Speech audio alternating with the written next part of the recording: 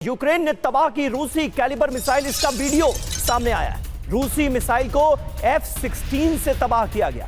F-16 ने बाकायदा missile का पीछा किया। ये तस्वीर आप देखिए, मॉडर्न वॉरफेयर की ये एक अलग तस्वीर सामने आई है। किस तरह से F-16 एक मिसाइल का पीछा करता हुआ नजर आ रहा है। ये रशियन मिसाइल थी जिसे F-16 से पीछा करके तबाह किया गया है। और मिसाइल भी कौन सी? Calibre missile.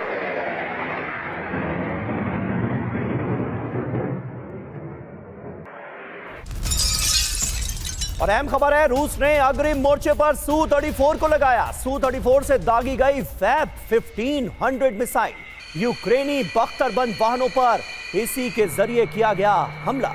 ये देखिए।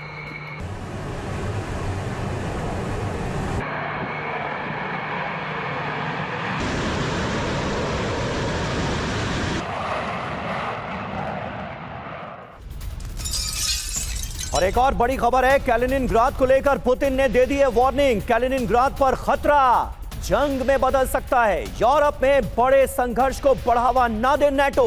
रूस किसी भी खतरे को कर देगा बेअसर। कैलिनिनग्राद को लेकर यूरोप को चेताते नजर आ रहे हैं, वार्निंग देते हुए नजर आ रहे हैं व्लादिमीर पुतिन।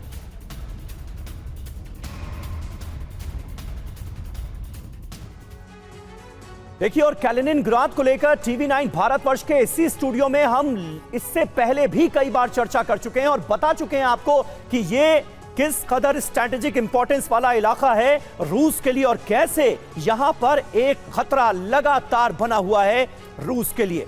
कैलिनिनग्राद बनेगा जंग का मैदान, इसके आसार कैसे बढ़ते नजर आ रहे हैं। ये देखिए, कैलिनिनग्राद के नजदीक नेटो की सैन्य तैनाती हुई। बाल्टिक सागर में नेटो के सैन्य मूवमेंट से इस रीजन में तनाव बढ़ रहा है। रूस को घेरने के लिए नेटो का कैलिनिनग्राद पर दबाव बढ़ रहा है। यूरोप के किसी भी देश पर हमला ऐसे में रूस कर सकता है, यह आशंका है। अब कैलिनिनग्राद क्यों अहम है, आपके लिए एक बार फिर रिपीट कर देते हैं। कैलिनिनग्राद रूसी इलाका है जो नेटो देशों से घिरा है। लिथुआनिया और पोलैंड के बीच पड़ता है यह कैलिनिनग्राद। कैलिनिनग्राद में रूस का बाल्टिक सी फ्लीट हेडक्वार्टर है। कैलिनिनग्राद में रूस की न्यूक्लियर सबमरीन भी तैनात है। तो कैलिनिनग्राद कितना इंपॉर्टेंट है ये हमने अपने दर्शकों को बताया। मनीष, एक तो यहां पर किस तरह का खतरा है उससे अगर आप हमारे दर्शकों के लिए डिस्क्राइब कर पाएं, और दूसरा अमेरिकन इंटेलिजेंस रिपोर्ट जिसमें यह कहा गया है कि पूरे यूक्रेन पर कब्जे की मंशा से अब रूस आगे बढ़ रहा है और पुतिन रुकने वाले नहीं।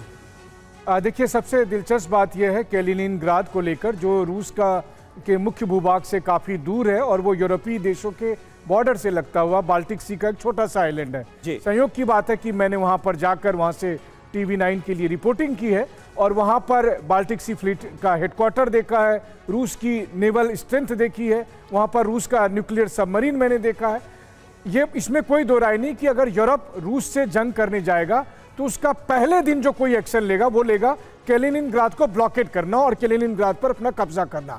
तो आप कह सकते हैं कि रूस और यूरोप के बीच जो रेड लाइन होगी वो यही होगी, जिसके लिए पुतिन ने साफ तौर पर ऐलान किया कि जिस दिन कैलिनिनग्राद को आपने ब्लॉकेट किया उसी दिन हम जंग छेड़ देंगे। तो ये रूस और यूरोप के बीच एक रेड लाइन को पुतिन ने ड्रॉ कर दिया है। रही बात अमेरिकन इंटेलिजेंस की, तो देखिए, सबसे पहले तो जो अमेरिकी इंटेलिजेंस डिपार्टमेंट की हेड है तुलसी गाबार्ड, वो कहती है कि इस तरह का कुछ हमने असेसमेंट नहीं दिया है, ये यूरोप के वॉर मोंगर इस तरह से प्रोपेगेट कर रहे हैं।